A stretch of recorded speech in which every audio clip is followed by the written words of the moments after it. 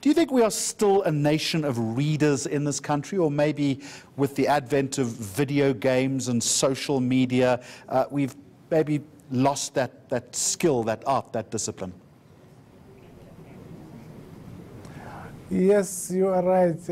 I think the social media has taken over, or may I say the digital world is taking over, but we still have to promote reading in our country, because when you read for leisure, there's a lot that you gain from the book. It opens a new world for you, unlike in the social media.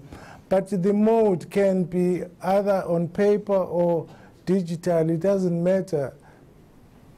Professor, whose job is it, I wonder then, to improve that culture of reading in the country? Who should take charge? Your line is not very clear.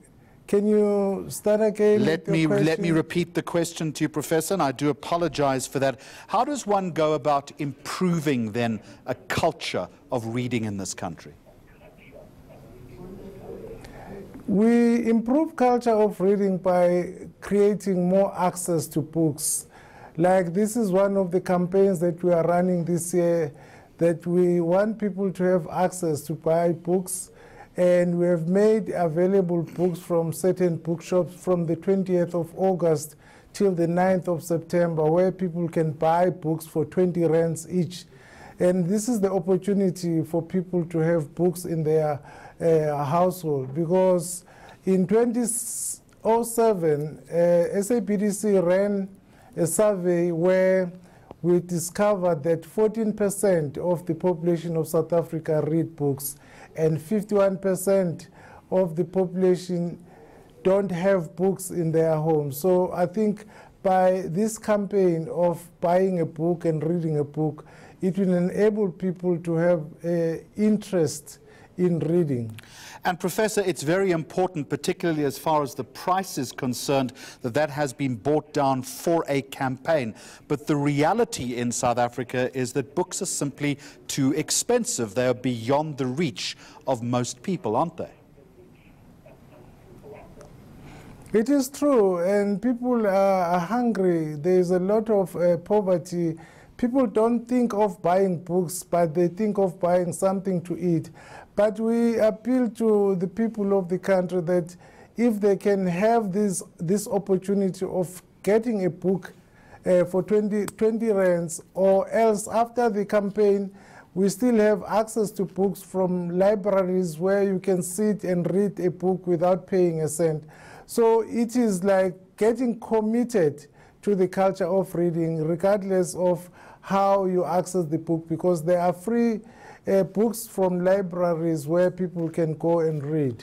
I'm very pleased that you raised libraries, Professor Ngubane, because one of the other issues that I guess we've got to overcome are libraries themselves, which are often poorly stocked and badly managed. It is a challenge that we will soon overcome, because besides that, also there is little budget that goes to libraries, but there are still enough books where people can read and access them. And part of the challenge, I would imagine, Professor Ngubane, is to reach children, perhaps through the voices and the eyes of parents. It's up to parents, I guess, to take a leading role, a responsibility in this respect. Yes, it is our responsibility as parents to read for their children. We come from a history of storytelling as Africans, and our theme this year is our stories. So if we can promote books that are written by Africans themselves and encourage parents to read the books to their children, I think we'll overcome this problem. Is enough being done, Professor, and this is a final question to you, is enough being done by publishers in this country to promote local writing?